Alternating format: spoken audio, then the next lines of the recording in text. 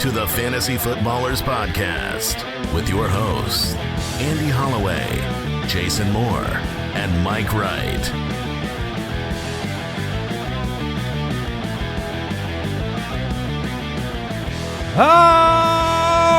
Welcome in.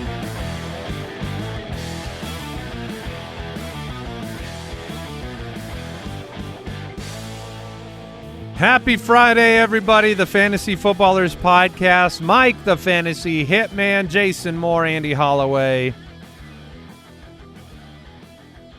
Got a great show for you today. It's great.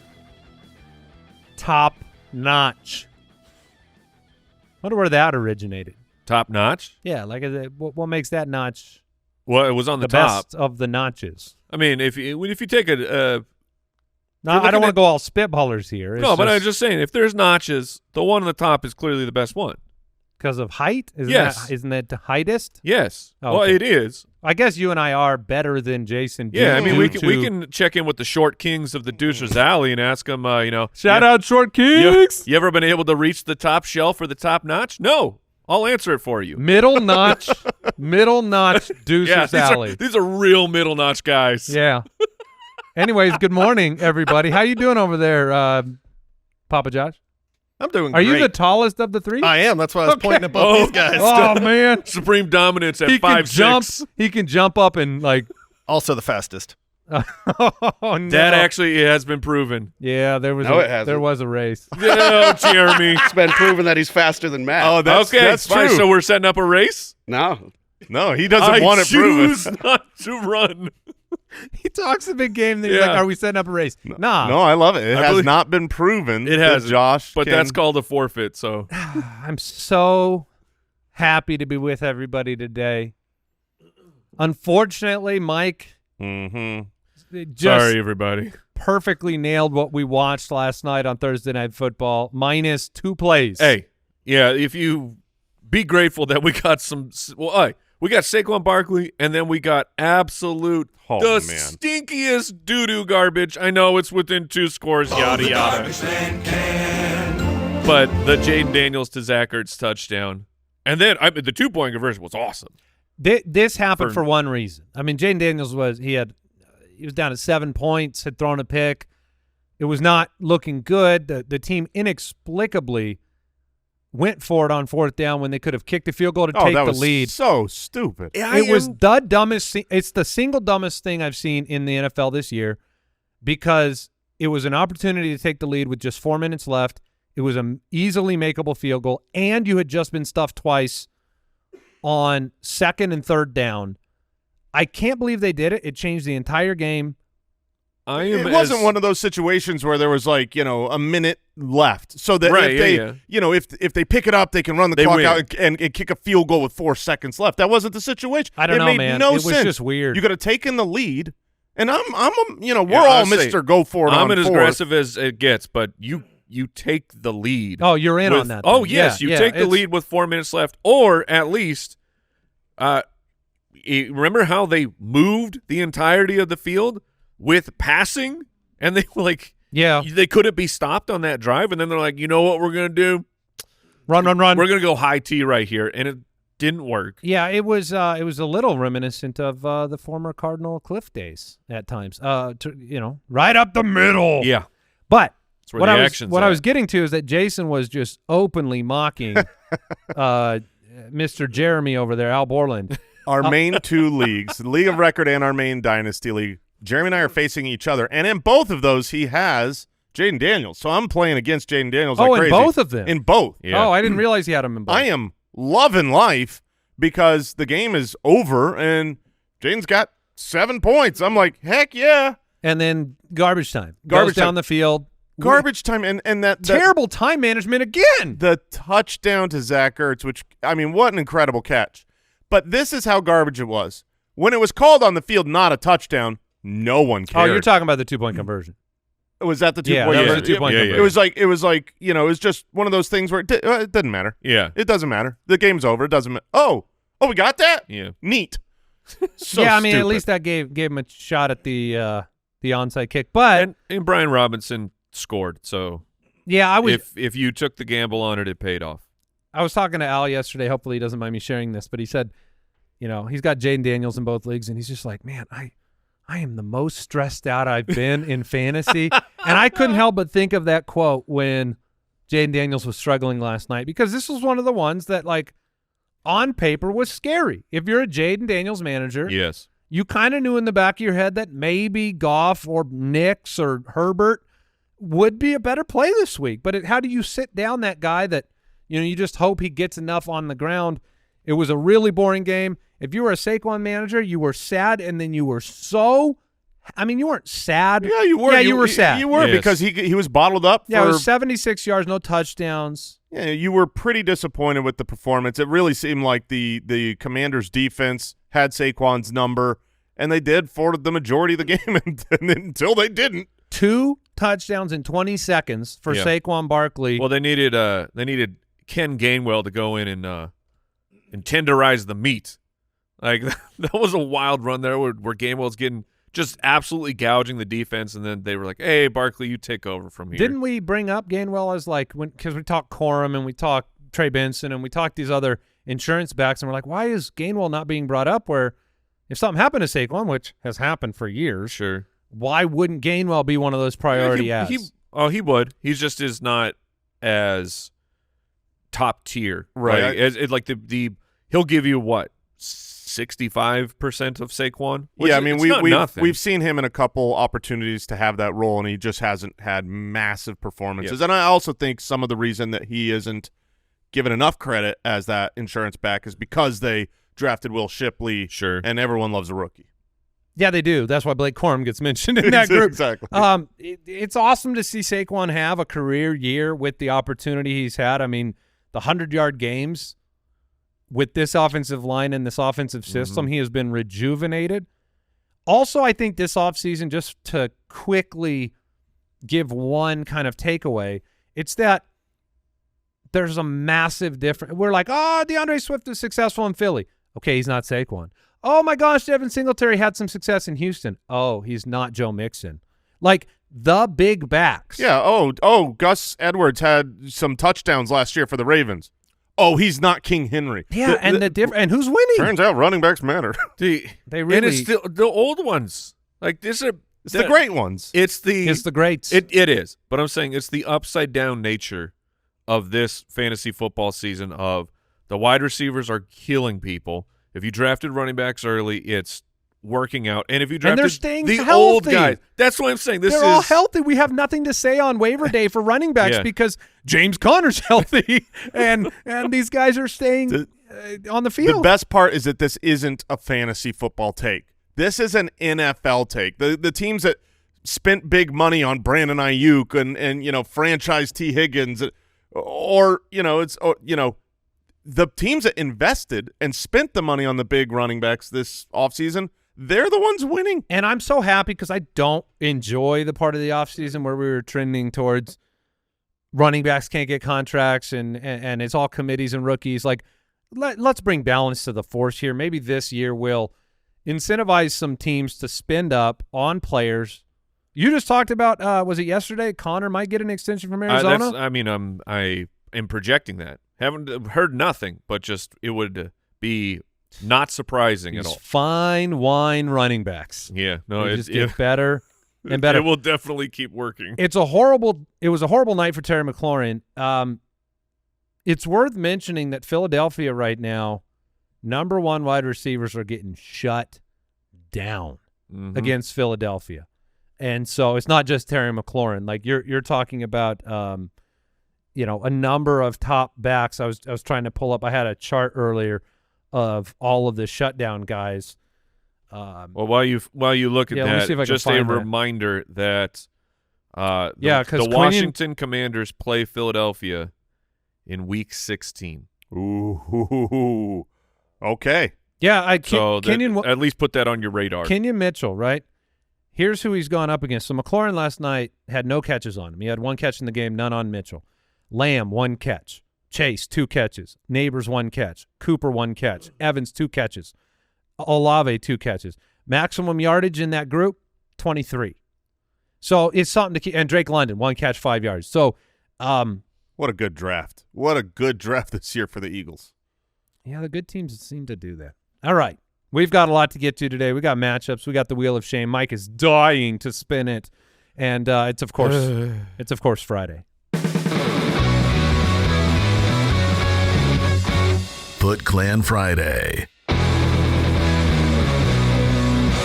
We love the Foot Clan, so every Friday we give away a $100 gift card to fantasychamps.com. You can pick up that championship trophy, ring, belt, whatever you need. I'm planning on needing a lot this year. Ka-chow Kid, congratulations. Ka-chow. Yeah, I thought about letting you just read that one. Ka-chow. $100 gift card to Ka-chow Kid, a supporter at jointhefoot.com, along with a Fantasy Footballers t-shirt. Thank you for supporting the show. Let's talk some news. News and notes from around the league. Presented by USAA Insurance. There's an expectation for Tank Bigsby to return to practice to just further confirm the fact that Jason will not start Travis Etienne even in a Pop Warner league. Yeah, he did not he didn't practice yet this week. The expectation is he has a chance to play. So I feel like I'm hoping he plays so that nobody's tempted. So nobody's too tempted, but you know. And Brian Thomas Jr. is still limited with the chest injury. I mean, this is lining up really well for the Detroit defense. Yeah. Sam Laporta is still sidelined on Thursday. I felt like the comments from Dan Campbell and the news report on Laporta really put him more into the week-to-week category for me personally. So him being sidelined 2 days in a row, it is concerning. Aaron Jones still limited. We expect him to play. He says he's going to be good. Najee Harris returned to a full practice, getting ready for that big matchup this weekend. Jaylen Warren. Oh, gosh, I didn't see that. Added to the injury report with a back issue. And did not practice. Well, that was a real flip-flop there. I feel like we are going to just spend this whole year waiting for Warren to have one good game, and it's never going to happen. I haven't been waiting the whole season. I've just been No, out. you've been saying, why do we talk about him? He was running back 23 last week. He was. So and just so that I'm clear, that you're saying he's running back 23 last week. That's a good thing. That's not like, oh, he was down at running back 23. It's meaningful enough to bring up on waiver wire is what he's saying. Okay. But that was his best performance of the year, right? Running back 23. Hold on. Jason is so You're dunking on Jaylen, the running back 23 on the week. Yes. which is how probably many, what Brees. So you have how many bye weeks were there? Oh, that doesn't matter. I'm just saying. No, this is between you two. He got up to one. He got up to running back 23 in a week with a bunch of bye weeks, and that is his pinnacle this year. Did he get 10? Did he get 10? No, fantasy he did points? not. Okay, that's what I've been saying all year. He hasn't yet got 10 fantasy points. Still didn't get it. So Jason Moore, only top 15 running backs for Jason Moore. If he was running back 45 and he scored 15 fantasy points, I'd be happy. Okay. Do you want to hear something fun? Yeah. Guess who the running back 23 is this year in points per game? Oh gosh, is it Brees Hall? It's Brees Hall, baby. Oh, I feel that in my soul. Oh, I'm on the same side with Brees. I'm so sick of him. All right. Well, just know, with my memory, the next time you ever say this guy was a top 24 running back, You're dead, the man. hammer's coming. You're Bring it. dead, man. Bring it. I will say, what poor analysis. And then and then you know what I'll follow that up with? I'll say, well, he scored 10 fantasy points that week, which is totally okay. Tyreek Hill upgraded to a limited practice on Thursday after missing Wednesday.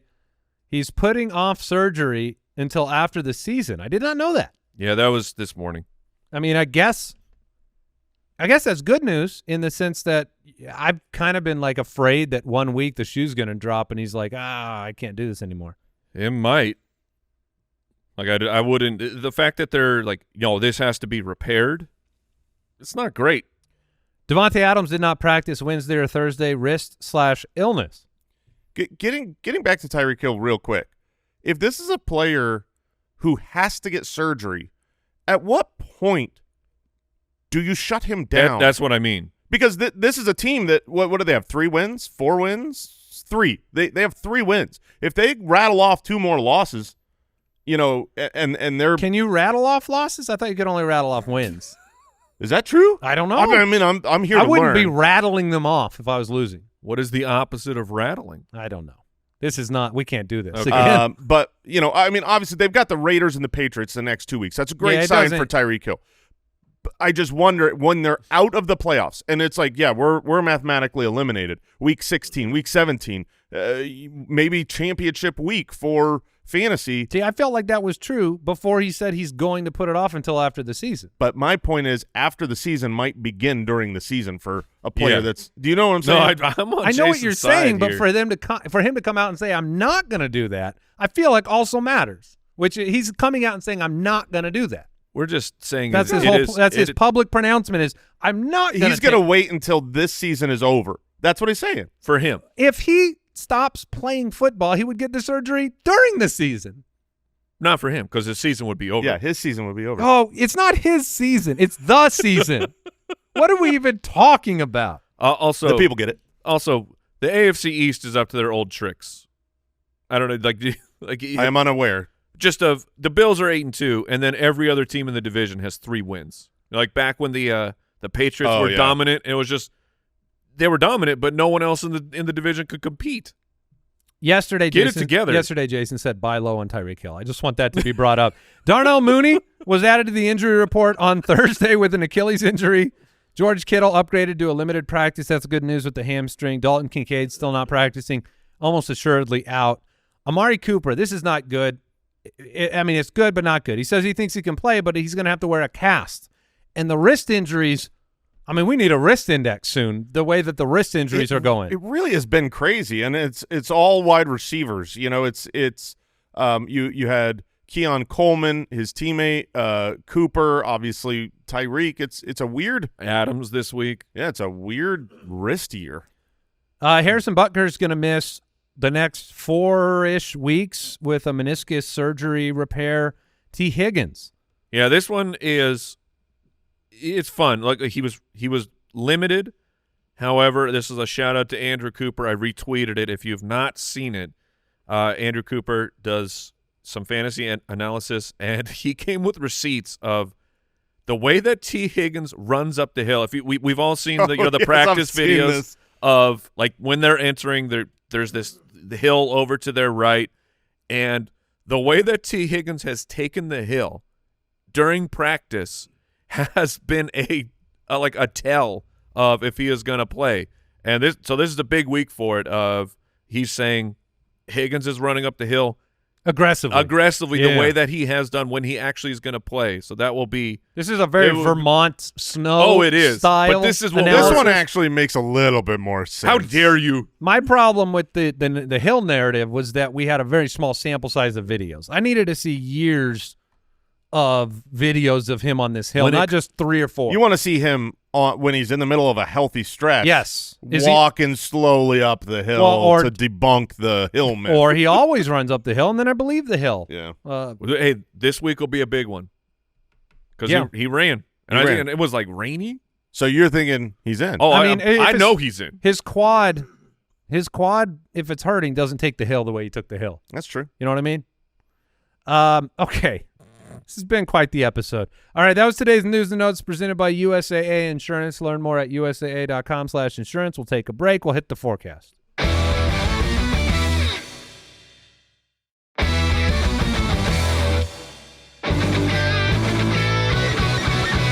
It's time for Fantasy Forecast, presented by DraftKings Sportsbook. You like how I hit that drop? I was very impressed. It was right away, no hesitation. Sometimes I like to have a brief conversation in between our break and the next segment, and then that causes me to forget. I was going to say that T. Higgins is the Sunday night game. Congratulations, everybody. Yeah. Don't worry, he ran up the hill. I think we will know. The worst thing that could happen, according to Jason, is if he ended up as the wide receiver 23 this week. No. What a terrible he thing. doesn't score 10 fantasy points.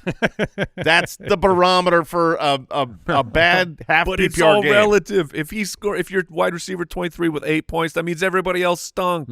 Counterpoint, Mike, with the slap across it matters. your face. You're the Jake Paul. He's the Mike Tyson. Fantastic. Wait, I'm the old one? Fantastic. Yeah, but you're the one we're rooting for. Okay. That's true. Everyone's rooting for Mike. Yeah. You saw the slap this morning? I did. And you know why? because he stepped on Tyson's foot. He did.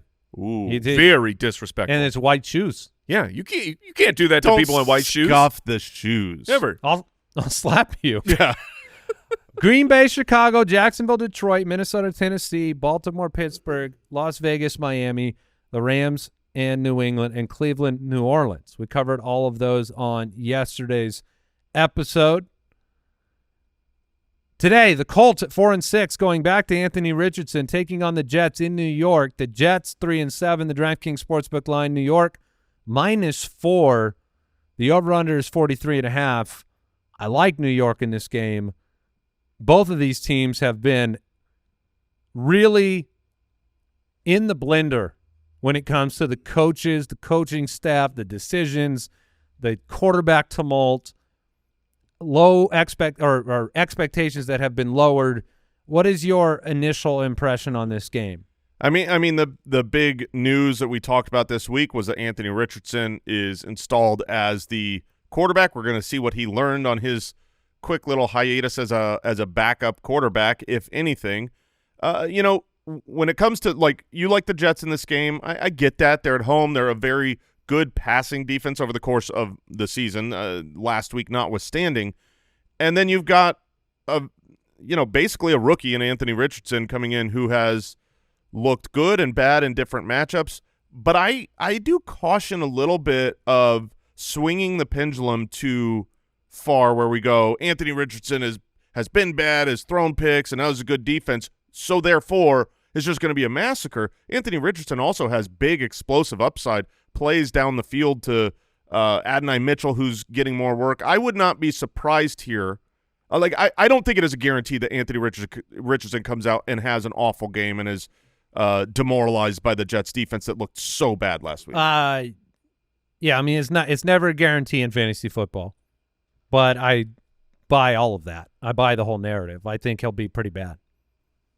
I mean, let's go back in time. I mean, we have single-digit fantasy performances in 4 or 5. 11.5 was the peak in the last 5 starts. I don't have high expectations. There's no guarantee that he doesn't hit on a big play, but I would not be expecting or starting personally Anthony Richardson. His passing yard line is 177 yards.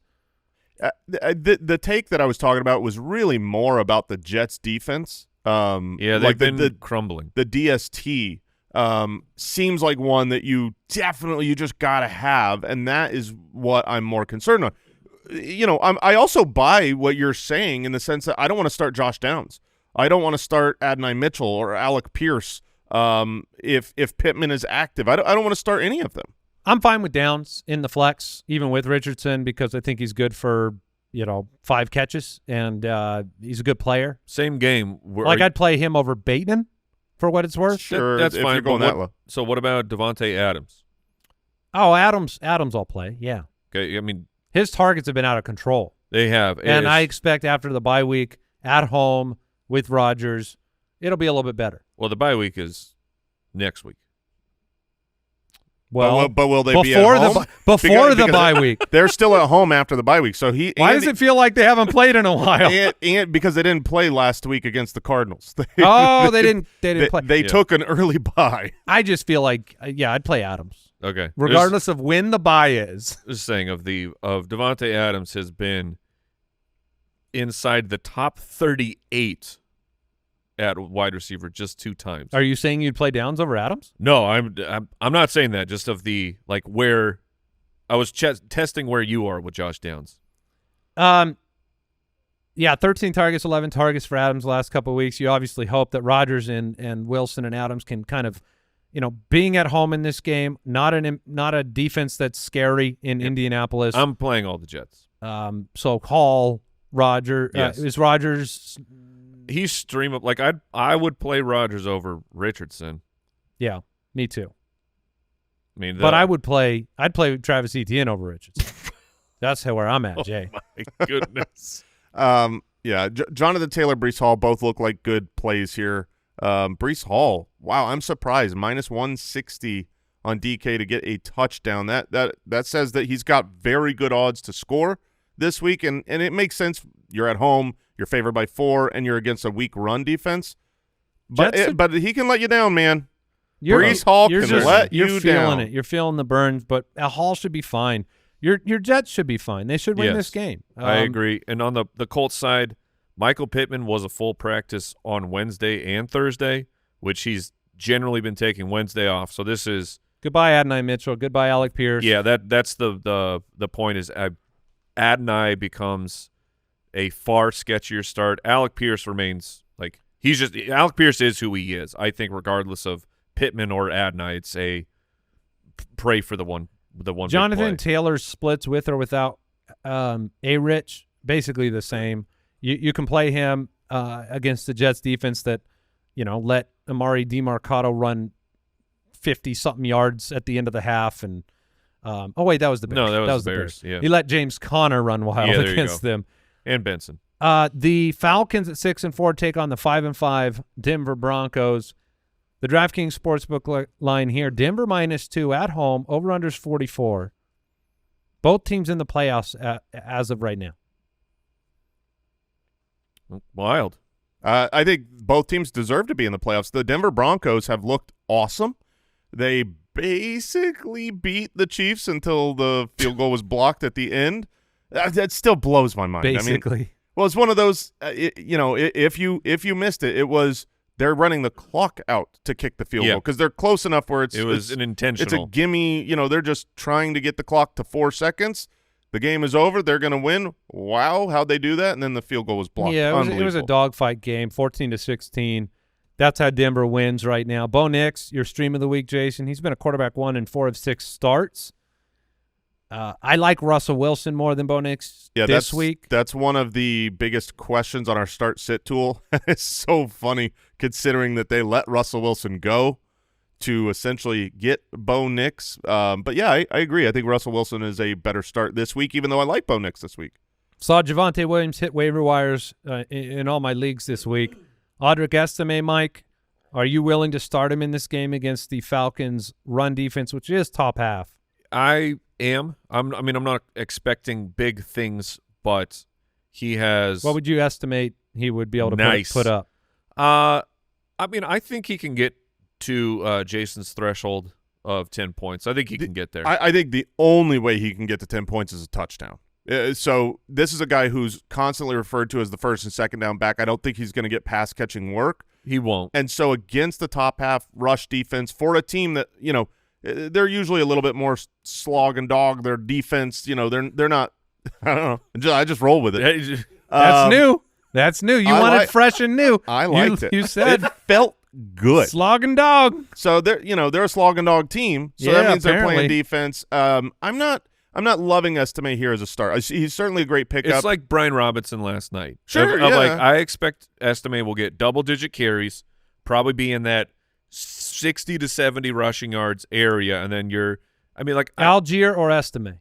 I'd go Estime. Okay. Yeah, I would as well. The Broncos defense has just been outstanding. I think especially the pass game. I worry a little bit about Drake London on the other side of the ball. I usually when I see like you've got a Sauce Gardner or a Patrick Surtain or L'Jarius Sneed, you've got one of these guys that's like taking out the one. You look for the two in those games a lot of times. Pretty sad that right now Mooney looks a little banged up with an Achilles, limited participant on Thursday, because I might be excited for him to be really necessary in this game. Yeah, and you got to remember the Broncos defense, number 1 in the NFL against wide receivers. You can look at last 6 weeks where it softened a bit, but they missed Surtain for 2 of those weeks. The default defense for the Broncos, very good against the pass. A good defense in general. You're going to look at Tabijan to kind of be your table setter for this offense in this game, and it's not surprising to me that the Broncos are favored at home. It should be a good game. Kyle Pitts? Yeah, Kyle Pitts or one of the waiver type guys like Jonnu. I would be would Pitts. stick I'd with stay Pitts with there, Pitts. yeah. Okay, and if we somehow get information that the T. Higgins Hill narrative is incorrect this week, would you go back to Sticky Gesicki or would you play Kyle Pitts? I would go with Gesicki. I think that I know it didn't come through for a big performance last week, but his snaps, his routes, even his targets, they were all there. It just It wasn't down the field stuff as much as you wanted, and he didn't get a touchdown. But the opportunity is certainly there. T. Higgins is not going through the team stretch this morning, but is in uniform and has a helmet as he works on the side. Do we know about this morning's hill? We do not. No, Harditz was asking, but we Okay. don't have All information right. yet. Let's dig, man. Let's Cortland dig. Sutton is the wide receiver 7 since week 6. Would you play him Yes. in this matchup Yes. Probably. both of the Falcons? Oh man, it's funny Mooney, because yes. Yeah, I agree. I mean, you talk down Drake London because of the matchup, but London has been. I mean, London's been great. But yeah. Well, I think many people can, but London is the wide receiver 5 on the season, so I don't think you can sit London. You just have to hold your breath. That one is so tough because you have the production from Drake London, but I mean, when guys are in these matchups, you know that they're going to let you down. It's the exact Jaden Daniels or a pivot choice. Yes, that's what I mean. Yes. Do you stick with the guy that has gotten you there, where Drake London has been very good, but probably needs a touchdown in this game to salvage the day for you? Sutton and London are very close in my rankings. I would. I'll do it for the team. I would play Cortland Sutton. I think so. That's a really tough call, but I think it's the right way. I think that I'm with you. I can see it. The Seattle Seahawks at 4-5, the 49ers at 5-4. The DraftKings Sportsbook line: San Francisco at home -6.5. The over/under is 48. Seattle they've really kind of been on fallen off. Yeah, they've fallen apart. I mean, they're rattling off them losses. Yeah, 1-5, 1-5 in their last 6 games after starting the year with 3 straight wins over not good teams. Correct. Rookie quarterback Jacoby Brissett and then not Tua. So Seattle might have been one of the pumpkin teams of the year. It's concerning a little bit in terms of just, their defense is very problematic. It could hurt Kenneth Walker's opportunities to run the football as the game goes on. I'm not saying you're benching him. I'm just saying. But he's catching passes. The last time they played San Francisco, 8 catches. Yeah, for Ken Bone. Seattle is actually, if you're not a Seahawks fan, they're fantastic. Like this is what we want. We want a team that can be a really high-powered offense. We like pretty much everyone in this offense, and I know that their defense is going to give up a bunch of points. Yeah, they're falling apart. They started the season looking really good. Their defense was tough. They had some easier matchups, but they are really falling apart. And I don't know the situation and the details, but 4 days ago, you guys know they straight up cut their leading tackler on defense. The guy with the most tackles on their defense, they just cut him. And I don't know any of the details there. Because I don't know why. He was too productive. Yeah, it's like we're trying to get fantasy points here. So it's great for fantasy, but a wild storyline. And DK Metcalf is back. Like, he's practicing in full. That's a really big deal for the offense. Yeah, I mean, on the course of the season, the 49ers have been very difficult to throw on, but DK Metcalf, he's got experience against San Francisco being a divisional opponent. I think DK is actually a pretty good play this week. That was the 11 target game where he only had 3 catches for 48, where it was like he just kept missing. Well, didn't he have a touchdown call back in that one too? That one I don't remember. I remember Falcons many. Okay, but just so many near catches. 11 targets turning into 3 for DK Metcalf is weird. The biggest question on Seattle is JSN.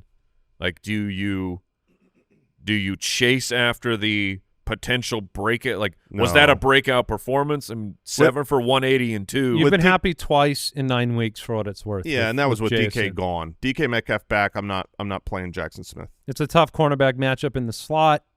It does make me nervous. Debo and Juwan Jennings. Yes, I think we're all about. Mike. Yes, has Juwan Jennings as the start of the week. Ricky Pearsall, it's fine. He's a dart throwish type of guy. He was 4 for 73 with the big touchdown last week. Would you play Ricky Pearsall or Rashad Bateman? Ooh, that one's interesting. I like Pearsall. I think he's got great hands. I could see that Pittsburgh-Baltimore game starting slow, starting defensive, and then ending the game with some huge stuff. I'd go huge for upside against Cincinnati. Yeah, I'd play the kind of number 1 versus the number 3, but 4. Pearsall versus Bateman, I think that's very. I think tough. If Kittle was to miss due to the hamstring, Pearsall really easier. steps up. But we'll see CMC again, heavily, very high odds of scoring a touchdown. Let's put it that way. But the point being of over under at 48, we'll take that. Geno Smith's passing yard line at 247. I mean, I expect a pretty rapid moving game, and I expect both teams to score. Brock Purdy, is he an option? What quarterback? For sure. What quarterback do you think he is on the year? Oh, 9? No, I'd go higher than that. I'll go like 6. He's 8. Right in the middle. Somebody's closer. He has not had a finish inside the top 5, but he's been 8, 7, 6, 8, 7, 5. Those have been his best performances. I think Brock Purdy's a really good start this week. There's a lot of quarterbacks. Like my start of the week, C.J. Stroud. If I had Brock Purdy or C.J. Stroud, I think I'd go Brock Purdy. This matchup against Seattle, you expect him to have success. Are we done with Geno Smith as a stream, or are you guys picking a different week? Not done, but this. What is quarterback not the on the year is Geno Smith, by the way? Oh gosh, I feel like that's got to be 14. Yeah, I think he's high in QB2 right now. QB9. Okay. What? Yeah, but Geno! I mean, I needed Dog. He started hot. That's no bye week. Oh, okay. No, I mean he didn't play last week, so I guess that is a bye week. I'm not doing good on the byes today. I'm gonna be honest with you; they're all over the place. I need a bye week to get my byes correct. When do we instate that? Oh, do we get a bye? Yeah, and we just sit Al Borland out here to just play the harmonica. Yeah, the Deucers take over. I have to raise the chairs up. I've often thought about an episode when we're all gone. Did you just say we have to raise the chair? I took a cheap shot. I love it. I got Jeremy to laugh, so that makes it good. That was good. I have thought about the Deucers are now ranking. Oh, you're ranking jokes? They're now ranking jokes. I got a 9 from the Falcon. Thank you. I've often thought about just doing an episode when we all, we're all out and just having 3 bears and but they make the Deucers. It's just dead silent. No, it's just dead silent.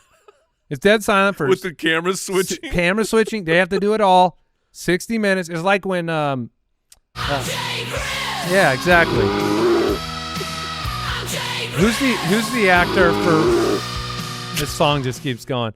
Nick Offerman. You remember when he sat on YouTube? Oh yeah, and just he drinking whiskey. Oh, the whiskey. It was 10 hours. Was it really? I looked it up. 10 hours of sitting there sipping whiskey by a fire. I mean, he had to have taken a break. No.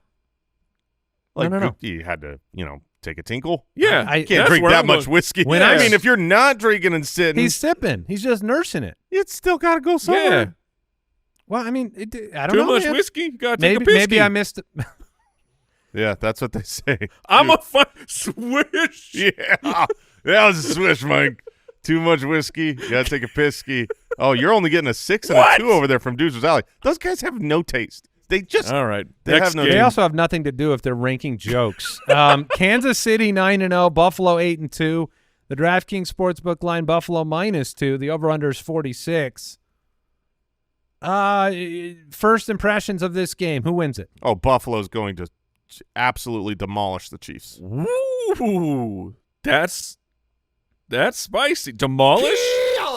I don't mind calling for the win. You're going demolish. Yeah, I mean, I don't think they're going to blow them out. No Dalton Kincaid. I don't think they're going to blow Coleman. them out in the end score, but I think they will. Hedge. No.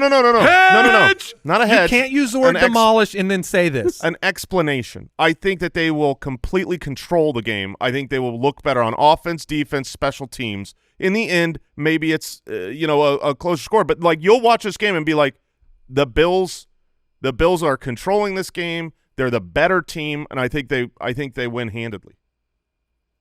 Wait, win handedly? Yeah, that's not a blowout.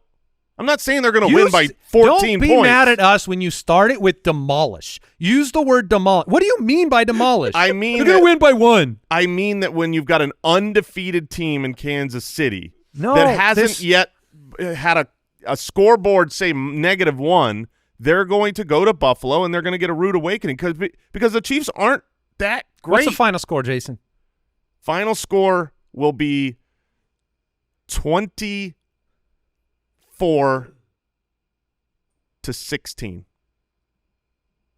Okay. I'll take the Chiefs. Yeah, I think the Chiefs will probably win it. Of course, Big Ref over here would always say that. Let's see. So the Chiefs have allowed 24 points twice. The Bengals put up 25 and the Bucs put up 24. Three times. 3? This week in Buffalo. Okay. All right. Demolish. James Cook's going to have a hard time running inside against the. That's my concern, is that you have either a missing or casted Amari Cooper. You have no Dalton Kincaid. You have no Keon Coleman. You have a running game that's going to be stifled. You're going to be dinking and dunking with Cook in the running game. Kincaid was ruled out. Yes. Did we say it officially? Yeah, he's gone. Cook and Shakir are both dink and dunk options in the passing game. That's my biggest concern with Are you both taking the scoring Chiefs? enough points. Yeah, I think the Chiefs – I think it's close. I don't think they're going to demolish them, but I think it'll be close. And, it'll be a tough place to go in and play. The Bills have found a way to win. I definitely think they can win the ballgame. And, this is not the game. This is not the Bills-Chiefs matchup of days of old with Tyreek and Diggs and the high-flying, high-scoring affair. The over/under is 46. That's fine. How do you feel about Hopkins? So his reception line right now is at 4.5, but which it's a small but Juju Smith-Schuster is practicing in full. He should be back. I knew for sure that Hopkins was going to take a step back from the previous week in terms of targets and production. How do I feel about him? Not great. I mean, wide receiver 2-3 range to me. Okay. Yeah, I mean, I would take the over on 4.5 receptions. Towards the end of this game, it's going to become Mahomes versus Allen, and the defenses, I think, will start the game strong, and the quarterbacks will finish the game strong. That's often how it happens with these type of players. Mahomes passing lines at 1.5 touchdowns. I mean, your start of the week, Mike, Kareem Hunt, I love this week. I think that the place that you do beat the Bills is on the ground, and Hunt has just been his fewest since his first week in action. He didn't even hit 50% of snaps. If you take that one out, he hasn't had fewer than 22 opportunities in a single game. He's a great play in this matchup. He's Mike's start of the week. Mm-hmm. Patrick Mahomes has a touchdown prop of 1.5. Getting more weapons back is good. Kelsey is certainly a start and been playing well. Are you playing Stroud against Dallas, or are you going to play Mahomes against Buffalo? I'm not. I'll play Stroud. I agree. Okay. With Nico Collins back, not being on, better matchup. I agree. We'll get into Sunday Night Football in a minute, but we'll first take a break.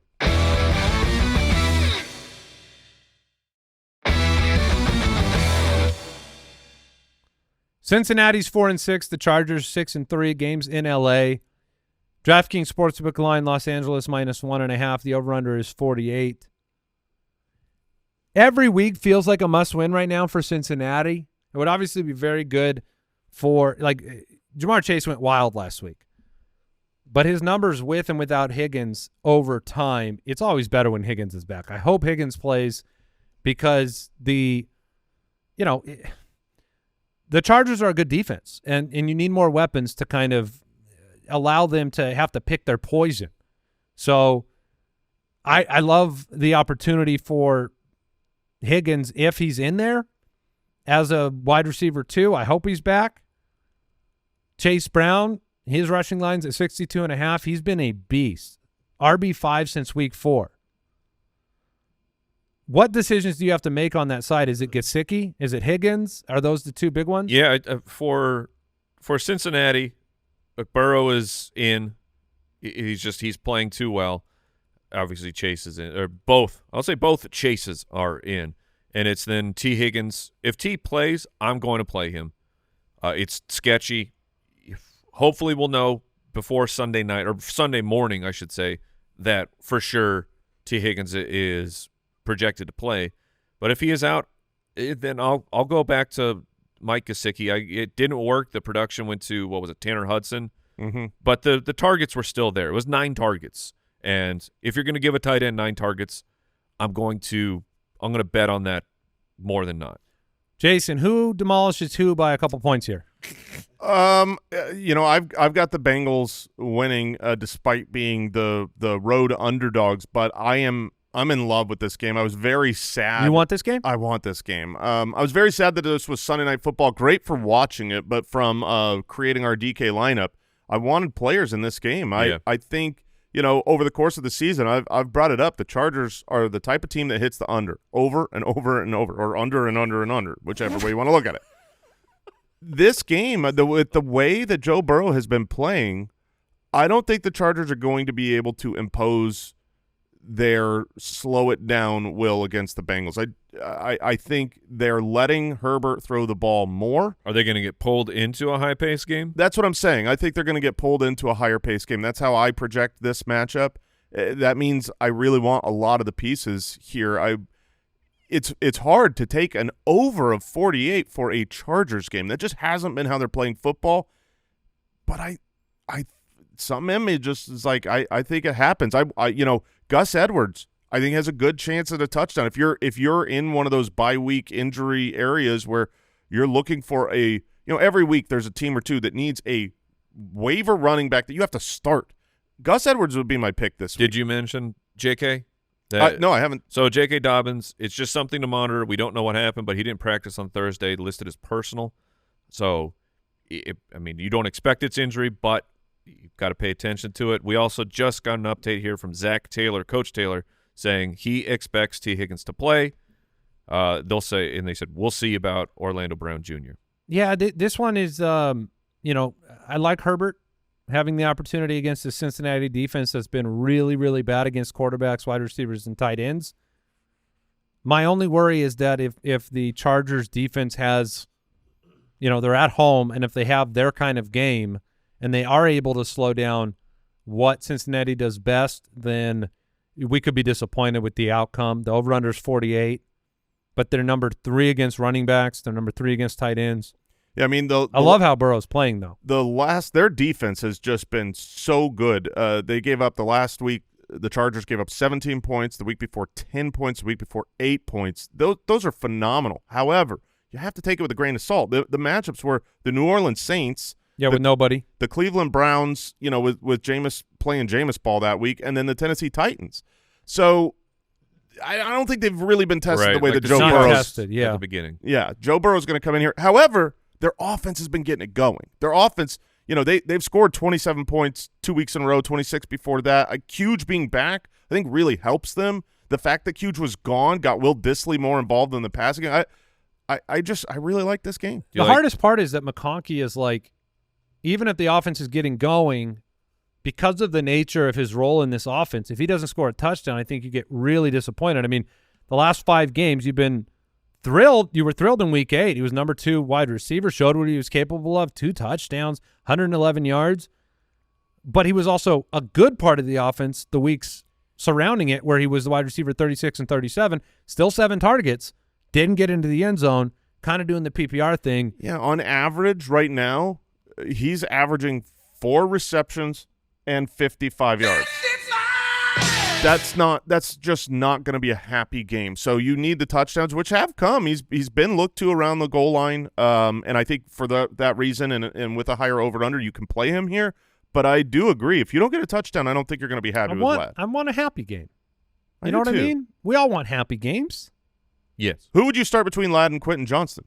I'd start Quentin. I would as well. Yeah, I'm always going to make that choice because I just think we know the big plays and the touchdowns are both in the cards for Quentin. And yeah, those are more likely. I mean, Quentin Johnston's types of targets are farther down the field. Lad McConkey, a lot of those are the short move the sticks type of throws that are important but not great now, for fantasy. Kyle says that this episode today is teaching him that you have very, very high standards for fantasy. The 4 for 55, you're thinking that's not a happy game. Correct. And then the wide receiver, or the running back 23, let me teach Kyle something, because I don't know how many times I got to say this, because this is like the 20th time. If you don't score 10 fantasy points, you're not happy. You're not happy with any player ever. No that doesn't single score 10. digits. And if you go 4 for 55, I mean, you didn't goose. Oh, okay, that's great. But did you? Yeah, you didn't get 10 fantasy points. That's my barometer for a happy or an unhappy manager. And I think that's true. Now hold on. Technically speaking, our bust metric for consistency charts is 7 points or fewer, but that's full bust. Right. So you're saying there's a line between unhappy. Yes. It goes happy, unhappy, bust. Correct. Because we measure busts, good and great, right? Do we need an You're talking about for the Truth Series? Yeah. Yeah. Do we need an unhappy one in there Sure. between bust and good? Is it the meh zone? So here's the funny thing. We actually do have that, and it's literally called the meh. We don't bring it up on that episode, but in our docs, it's listed as meh games, and they're not. No, it's not. 100%. Wow. It's not calculated in. Those are kind of taken out of the they're score because they're meh. Yeah. But they exist, and they're meh. And now we have clarity. All right, Monday Night Football, Houston 6-4 going to Dallas. They're 7.5-point road favorites against Dallas in Dallas. The over-under's 42. Dallas is an implied point total of 17. This line and the Houston being such heavy favorites on the road in Dallas, it tells you how holistically bad Dallas is. He's screaming about the moon. Oh, okay. Did he say the moon? Yeah. The moon! I couldn't I know. understand it, but I understand it now. Now that you know what he's saying, it's going to be great. Gonna be, huh? So great. That's Jerry, huh? That's sticking. All right, Houston minus 7.5, over under 42. Houston gets Nico Collins back. Dallas made the choice to bring Cooper Rush back. His passing line, 182. After last week's performance, that seems high. You need CeeDee Lamb to be peppered with targets and created opportunities, end arounds, screen passes. The red zone target last week without the sun is a touchdown, right? You have to look at that and say he scores on that play. He was wide open. The play was to him. But gosh darn it, the sun. The home field advantage. The home field advantage really got turned it. on you. So Lamb is – you're not going to sit Lamb down just because of this move. That is not happening. We now know that Rico Dowdle is the guy. It's a little too late. It's here, McCarthy. A day late, dollar short. Yeah, like if you would have done this week 1, your team is a lot better. Is this validation for you? Do you feel a semblance Jason's of validation? face says no. My face says, of course it is. Oh, thank you. I don't know. I don't know in what world you could live where this isn't validation for Mike's take on Rico Dowdle. It took 9 weeks for them to decide he's better than a cooked. It took 9 Zeke. weeks for Mike McCarthy to stand up to Jerry Jones. Sure, that might be what it was. Because he's like, I'm getting fired anyways. I'm going to play the better player. Yeah, I mean, I completely agree. Rico's looked pretty good. Now this is a tough matchup. It is. So I think he's a flex option. Total yards for Rico versus Jerry Jones's age. Oh, I'm taking Jerry Jones's age for sure. That is very funny. Rico is not crossing 100. He's 82. He's 82 years old. Wow. His face doesn't look good. He's I thought he was looking good for 100. Instead, he's looking bad for 82. Looking bad for 82 is a top 5 insult on the earth, planet Earth, of all the things you could be told. And it feels good. It feels very validating that they're officially saying, "Hey, Rico's going to be our guy." He averages 3 receptions a week. That's what you're hoping for. Is I just gave Audric asked me, I'm expecting double-digit carries in that. You're hoping between 60 and 70 rushing yards. Hopefully you get that in the tough matchup. Plus, then you just juice it up with maybe 4 receptions for 15 to 25 yards, and you're okay with that. But it's going to be tough. The one thing I do love that we saw last week was that he had 3 targets, 3 receptions, because we weren't sure. Rico had been involved in the passing game. And so that had been great, but now with the backup quarterback coming in, you're not sure if they're going to check it down or not. Rico only played 52% of the snaps, still had the 3 receptions. So he's fine. He is fine. He's fine. He's an every down player on a team you don't want to watch. Right. Now, C.J. Stroud on the year, do you know what he is in points per game? Because I got that number for you. Points per game, C.J. And let's Stroud. just say it's been a number that has been working its way through today's episode. Oh. He's the quarterback. 14. 23. 23. Yeah, 23. That's what I was going to say. 23. That's been the that is. I mean, I was going to say that, but I said something else. It's demolished. He's your start of the week, Jason. The matchup against this Dallas defense, the return of Nico. My only worry on him underperforming your expectations this game is not needing to. Right, is that it becomes a complete Joe Mixon game. They slowed Detroit down. Like, their defense looked really, really good. 5 picks against Jared Goff in that offense. What can they do against Cooper Rush? I agree. They might not necessarily need him, but I do genuinely think that Nico being back, Nico will get his. Nico will get a over-the-top touchdown in this game at some point, and that goes to C.J. Stroud. That's why I'm okay playing him. Nico's obviously, for all of us, a top 10 wide receiver play this week. He's going to be in. I like him a lot. Yeah, because I'm sure you do. You ever do the move where you trade for somebody and then you go watch all their highlights? Yeah, I've done that. I did that. That's not good. I went and did that. I went and watched all of the Nico. Never going back to the pants store. So Mixon, of course. Nico, of course. Yeah. You can play Stroud. Tank is fine. Yeah, and Tank is fine. And don't play the slowest man on the planet. That would be Dalton Schultz. That's Dalton Schultz. Who has a DK receiving line of only 33 yards. You ever seen people run in place? That's what he looks like to me.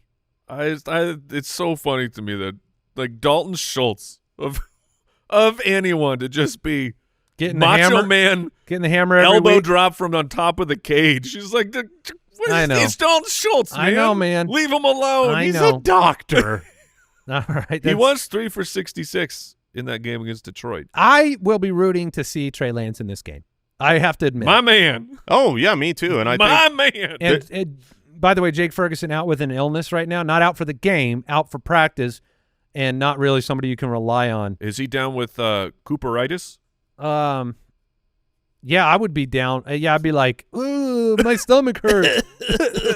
The sun, the moon. Where's the moon, Jerry? All right, it's time. Well, go ahead, on. Jay. Before we move on to the fantasy face-off, I wrote a note down. I'm not feeling great about my Bills prediction. Oh. Yeah. Okay. You're pulling back on Demolished. I'm pulling back on Demolished. Oh, man. Are you I've pulling had back time. on Win? No, I do think they pull. I do think they pull out the win, but I was going to joke that you were going to backtrack to the point where they win by -4. no, it's gonna be tough. I think yes, because the Chiefs' offense is not great. Their defense is top tier. I just forgot how many weapons that the Bills were missing. Yes, at the beginning, I was so excited. We were going about through giving the game. The Chiefs the first loss of the season. I just jumped the gun, and I gotta be a little bit more intellectually honest. So this is me. You know what? Taking my, Yeah, it's good. It's humility. Yeah, an immediate L. The pre-apology. Until. No. If they demolish them, this will be a gigantic L now. I should have just tried to get lucky. Okay, now we can move on. Here we go. Fantasy Face-Off, presented by DraftKings. All right, last week I was able to end up on top 112, Jason 109. Remember the Gnome Zone? That was good times, guys. Mike, 94, and he gets to spin the wheel before we reveal this week's lineups. Wheel of Shame. All right. Spin it. Oh, yeah, All spin right, that sweet wheel. I saw Mall Cop and Iceman. Saw something with pizza. Pizza Face. Freebird? Freebird! Freebird? Remember that beard with the white hair last week, do. Mike? Yeah. And how it kind of lived on me and Jason for a while? Yeah. Time to climb in. Oh, man, I could see the I white just saw hairs some white flying hair through fly the through wind. the air. Oh, fantastic. To be fair, I didn't know it was going to do that. Well, you know what? I bought this a long time ago, so I can't even fit. we really, every time we buy something, we have to wonder. I literally can't see anything, guys. That's fine. You can't. No, I'm it can't. My eyes don't reach the eye holes. The face is too big. Here's the rules. I'll send then. the thing over. You can send it over, Okay. or you can read it, and then you have to climb back into that disgusting mask. Oh yeah, this thing is everywhere. I think you can wear it just like that. That's looking real good. That's actually. Oh man, you're just blowing that hair everywhere. We ate those beards, Mike. We ate them. Eat up, Eagle. I am. Freebird. All right, my quarterback this week, as Mike figures out what to do, I'm going with Russell Wilson. I'm taking Wilson at 5,900. My quarterback is Russell Wilson. I'm taking Russell Wilson at 5,900. Guess what? I have Russell Wilson.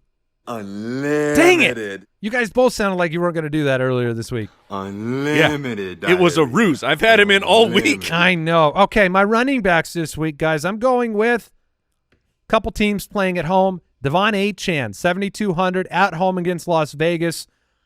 Just too good of a matchup. And I'm taking David Montgomery. I'm going the Montgomery route at home against Jacksonville in a game they should blow them out.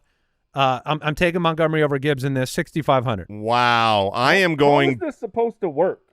Well, people with normal heads, there are eye holes. There's an eye hole up at the top. This is my forehead. That's my forehead, dude.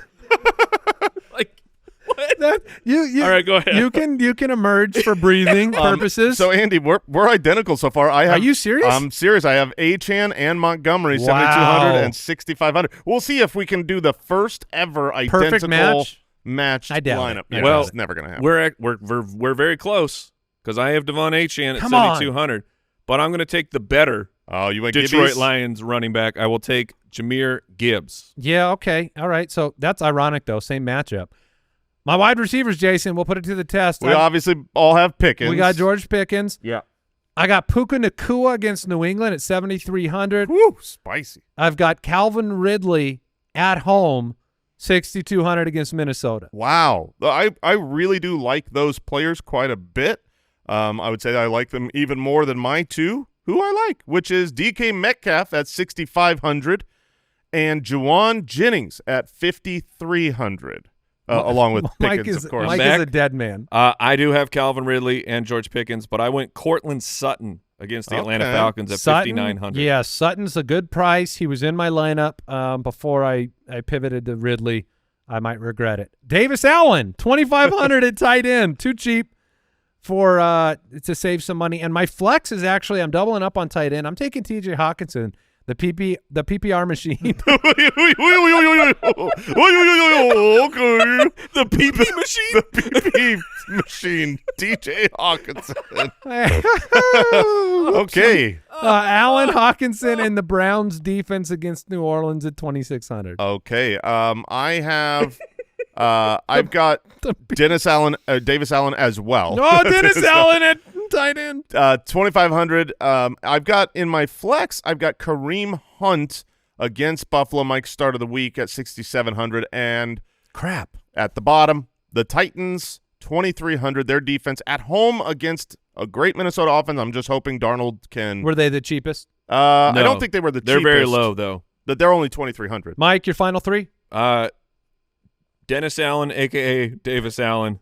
Then I do have Juwan Jennings as my flex at 5,300. And I went the Cleveland Browns. Yeah, that's what I got. Your guys' defense really outdid my defense last week. Yeah, that helped a lot. And I feel like I would rather have the Browns and the Titans. Neither of you guys went the pee-pee machine? No one went only you went with the pee-pee machine. Oh, man. Oh, gee. Oh, man. Oh, I preferred Hercules, but pee-pee machine it is. We've done the Wheel of Shame for a while, Mike. Where is this on the scale? I mean, it's really not that bad. Like, bird is the word? It's just I literally can't. It's impossible to even get it close to being able to have visibility. There have been multiple times this year where we've looked through some stuff. But when I emerge, it goes in my mouth. For Wheel of Shame, and we've had like people put it on and go like, would this fit Mike's head? Like we don't like they don't make. After this, I need at least someone else to verify that this is ridiculous. I put it on. I could see through the eyes. I put it on as well. It's a real big head size issue, Mike. I mean, that's all this is. What we need to do is we need to get. You know how there's those shoe stretchers. You put this, we just need to get do they make it's not even is it a basketball? It's not even close. It's not even remotely close to you being able to see. That was Fantasy Forecast presented by DraftKings Sportsbook. We'll see who wins next week. Download the DraftKings Sportsbook app now and use the code BALLERS. That's the code BALLERS to take advantage of special daily promotions only on DraftKings. The crown is yours. Have a great weekend. Join us on Sunday Live this weekend. Find us over on X at the FF Ballers if you want to watch it over there. Studs and Duds Monday morning.